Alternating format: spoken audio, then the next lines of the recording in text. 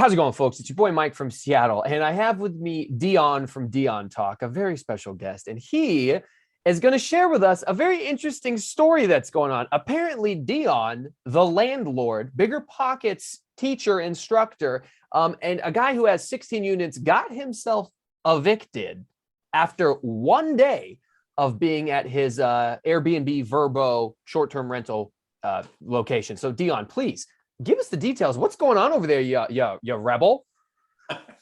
Well, it's actually kind of funny. We got together to make some videos on some other topics, and I just kind of casually mentioned this as we were wrapping up. You were like, "We should get this into a video." Yes. So I live in Washington State, but I'm currently in Florida, where I'm taking a month or two, haven't decided yet, to scuba dive until I'm bored. And the scuba here, weather here, it's great. I'm in Cape Coral. I'm actually not too far from Matsky Finance. We're gonna get together for lunch this week. But I show up at my first Verbo, which I've always said VRBO, but when you get on their help thing, they call it Verbo, and they're very adamant that you call it that too. So some branding issue they're having, I guess. But the owner of the property lost $4,800 because he didn't want to spend $40. I show up at the property. It was okay. It was 20-unit apartment complex that had been condoed. So it was one unit on a canal, had a pool. So I'm right there, but there's a bunch of neighbors around, which I'm only here for a month or two. I don't really care. Inside was really nice. Furniture, they had decked this place out nice. I think every piece of furniture was top end. The HOA, and one of the reasons why my search criteria for my rental properties includes the line, no HOAs, has some rules. And I get these rules. I totally get they're trying to protect the people in the HOA. For somebody to stay at this location, you have to have a background check done. So it's not that I didn't pass a background check. I'm former law enforcement, pretty clean background because I've never been caught. And they come to the door. I spend one night in the room. They knock on the door. 3 women in their 80s, I think, basically evicted me, came inside, watched me pack all my stuff up, and escorted me out of the building because the owner hadn't followed the rules. When I asked, what rules are we not following? They said, well, we have to do a background check. And I said, okay, cool, I'll do a background check. I have my information right here, I'll pay for it. Nope. The owner has to. They wanted to teach the owner a lesson. I guess I was the second or third person that he'd done this to. And he's in his 70s or 80s too. And he plays the I'm old and senile role perfectly. Nice. But he's very sneaky because he also then tried to get me to do it and not pay the Verbo fee and just pay him. So this guy's working all the angles he can. So they evicted me because of a $40 background check that he didn't want to pay for. I call Verbo. And the really cool thing is here, I'm probably going to do a video on my channel sometime advertising how good my Verbo experience was, because I get on the phone with them and they go, wow, we're so sorry this happened for you. They paid for a hotel. They gave me 3 days at a hotel. I don't think I actually stayed 3 days. And they said, in those 3 days, we will find you something the same or better. So I'm in another Verbo right now that would have cost 10 grand, but they're charging me the 4,800 that the first one would have cost me, and Verbo's paying the difference. Nice. So yes, I was evicted from one over $40, and I'm in a nice one now. It's 3 bedrooms on a canal.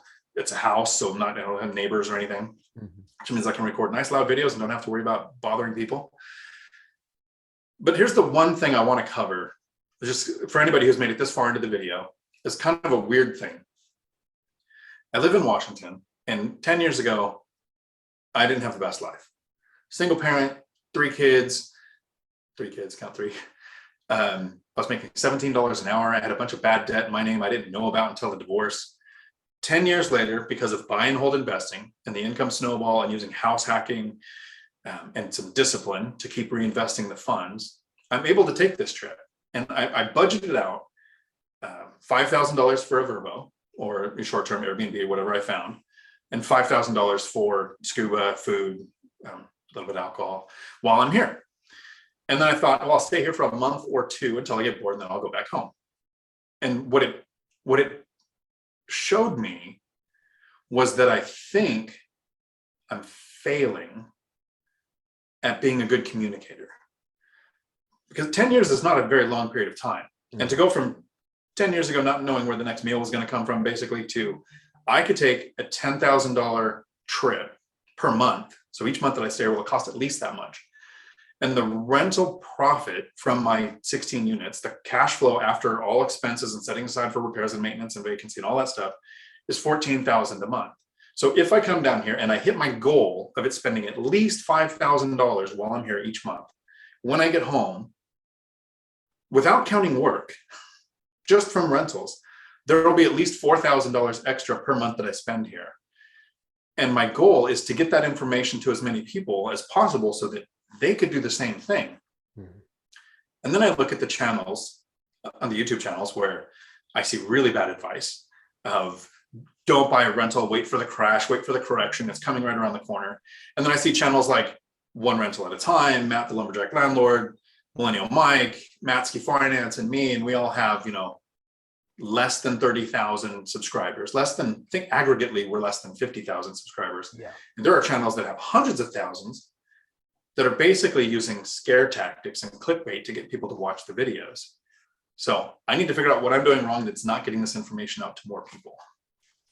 Yeah, it is a little frustrating, because one of the reasons why I started my channel was because I grew up extremely poor, very, very poor. Broken household, 6 kids, 3 different dads. I hated being poor from the time I was just 8 years old. I started mowing lawns so I could buy Pokemon cards. I worked at McDonald's at 14 because you needed a job at 14 in North Dakota. And, when YouTube started to become popular, 2008, 2009, I started watching. That was when I first discovered Grant Cardone. And since then, I've watched many of these other big name influencers. Well, them all: Graham Stephan, Meet Kevin, Chris Crone, all these guys. And, to a certain degree, some of them have good information or did have good information, and maybe they've sold out or they go back and forth. And there's way, way worse ones out there that truly are scammers, just trying to take advantage of people. And it's frustrating to see good channels like One Rental at a Time, Dion Talk, who are probably 2 of my favorites, or even my mentor, Mark, Matsky Finance. It's like there's good information from someone who's relatable. He was a regular person. He had a regular job. He's been divorced. He was a cop. Mark Matsky was also a cop. I'm a cop. We're all, like as blue collar as you get, and here's the information, but we won't sell out. We won't make the extremely clickbait titles. We won't make extravagant over the top topics about the entire world is ending. It's crashing. You don't buy a house or you're doomed. I can't tell you how many thumbnails pop up in my recommended videos of it's over, I'm out. And it's like a picture of Graham Stephan crying. I'm like, bro, where is your dignity with this thumbnail, man? His dignity gets wrapped up in $1 million a month coming in from Google ads. Yeah, which, I get it. Fair enough, I guess. Fair enough. But yeah, are you failing at being a communicator? No, you're in the process. You're still making it there. You're going to keep growing. I mean, Zuber's grown to 28,000 subscribers. You're around 8 or 9, I think. Ideally, hopefully this message can get shared to more people, because someone that's 20 years younger than you, but living a very similar lifestyle to you, needs to hear it. That's me, right? I'm the 20-year younger version than you. And hopefully one day I can aspire to get myself evicted by Betty White and the rest of the Gilmore Girls 8 o'clock at night, when they come in hot, throwing flashbang grenades at me, saying, boom, boom, boom, boom, boom, open the door, get out of here. We're taking you out. We're taking this out. I'm like, what a crazy story. First of all, hold on. Why did you consent? Why not just, what are they going to do? What are they going to do? Throw their teeth at you? Come on. Actually, I thought it was going to make a great story. They walked in and they said, "Hey, you need to leave." I was like, "Oh, let me take some mental notes. I'm going to be sharing this with a bunch of people." I should have got a selfie, right? Okay, well, fair enough. So he is at least willing to do some things for you, his YouTube audience, and for me, my YouTube audience. But we should all hope and aspire to have gotten to the point where Dion is, in a ethical and relatable and realistic way.